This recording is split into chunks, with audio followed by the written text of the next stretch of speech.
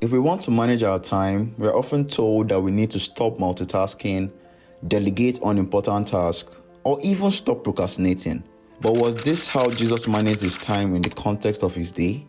Luckily, the gospel shows Jesus facing the same challenges we face today as we seek to manage our time. And there are 7 timeless principles we can put out from his time on earth that will make us purposeful, present, and wildly productive. If you're new to this channel, welcome. My name is Nzube, and today we'll be talking about Redeeming Your Time, a time management book written by Jordan Raynor. From here, Jordan said that as part of our response to the gospel, Jesus coming to die for us and opening us up to eternal life, we are supposed to redeem our time. The 7 principles we'll be talking about today are: first, start with the word; then let your yes be yes; then dissent from the kingdom of noise; prioritize your yeses; then accept your Unipresence; then embrace productive rest; and finally, eliminate all hurry. In the book, for each of the principles, he mentions practices which are like practical things we can do today to apply these principles to our lives. And so for this first one of starting with the word, the practice is for us to spend time with the Father every day. Jesus offers you and I peace before we do anything. Nearly every other time management book claims that the path to peace and productivity is found in implementing that system. This is what we might call works-based productivity, which says that if you do exercises X, Y, or Z, then you will find peace. We can start with the opposite premise as Christ followers in what I call grace-based productivity, which says that through Christ, we already have peace, and we do time management exercises as a response of worship. In this chapter, he introduced us to the concept of open loops, which was made popular by David Allen in his book, Getting Things Done. Apostle Paul gave the solution in Philippians 4, verse 6 to 7. So we're supposed to clear our minds of them, in this case through prayer, and then we can have that internal peace and be relieved of all the stress and anxiety. So a practical way to apply this that Jordan recommends is to have a commitment tracking system. When I read this book and I set up my own commitment tracking system on the Todoist app, it took me a long time to gather all my open loops into the app. But after I did that, I felt so free. Like there was so much calm and wow, okay, I have everything in one place. The busier Jesus got, the more he actually sought out silence. We see times when the multitudes will want him to heal them, or heal their sick, or do this. They want to follow him. He did a miracle. They want to run after him. But then he'll often withdraw himself to a solitary place. He mentioned about 9 practical ways that we can descend from this kingdom of noise. I'll just mention a few here. The first is let your friends curate news for you. Can you remember the last time that you saw a good news making the headlines? Not really, because a lot of things that are promoted are actually bad news. And so this could make you lose your peace and make you even feel more anxious. Second, stop swimming in infinity pools. The way the social media apps are designed, they're just being finite. You cannot scroll to the end.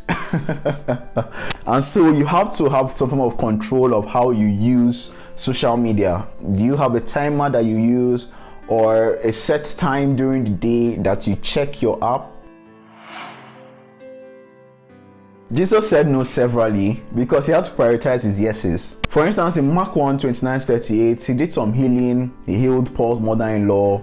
He did several healings, and then the people wanted him to stay, but he said no, we have to go to other towns. They also have to hear the good news. Sometimes I imagine if Jesus came, did everything he did on earth, was healing people, doing all of that, but he did not go to the cross, the most important reason for his coming wouldn't have been achieved. So we see that everything does not weigh equally. They could all be good works, but there are some that weigh more than others. There's a main assignment which we have here on earth.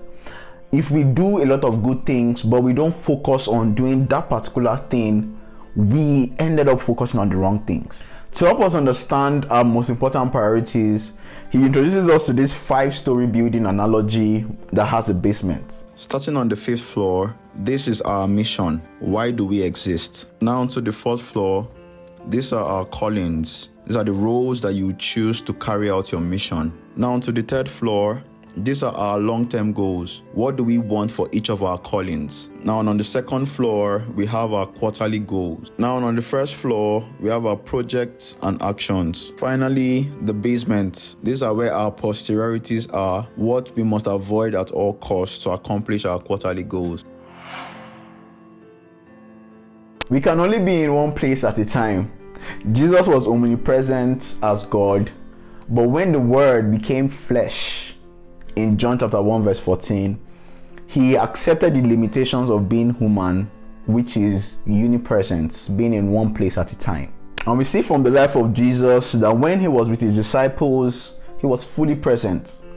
When he was with his family, he was fully present. We see Jesus doing this in Matthew 12, 46 to 50, where people came to meet him to tell him that your mother and brothers are outside. And then he was like, who is my mother and brothers?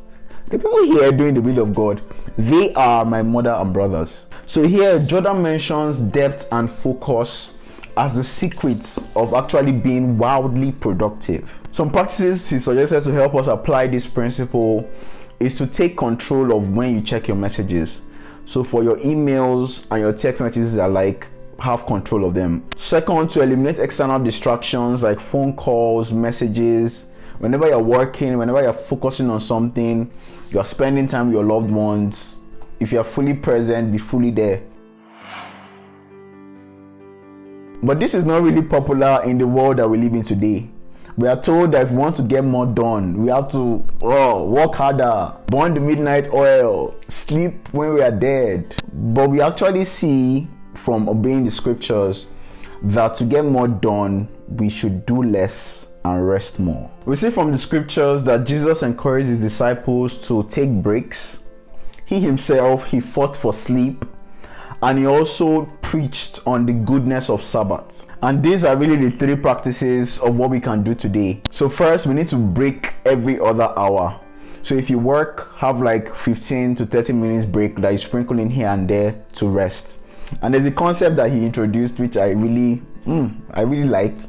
He said, if you work with your hands, you rest with your mind. And if you work with your mind, you rest with your hands. Number 2, he says you create 8 hours of sleep opportunity every night. 8 has always felt like the magic number whenever people recommend sleep. I don't do up to that. Before I read this book, I was doing like 6. But after I read this book, I now had to increase it to 7. So hopefully one day I'll get to 8. And finally, have a Sabbath once a week. So your Sundays or Saturday, whichever day you decide to call your Sabbath, should have no work but just rest. Thanking God for life and your family, spending a good time with your loved ones, enjoying good food, staying outside, breathing in fresh air, enjoying life and being grateful. We see from the Bible that Jesus and his disciples were busy. The book of Mark uses the word immediately, nothing less than 40 times. But then they were never hurried. So what's the difference between business and hurry? Well, I'm glad you asked. He quoted an answer to this from author John Ortberg, which I'll let you read. Feel free to pause the video.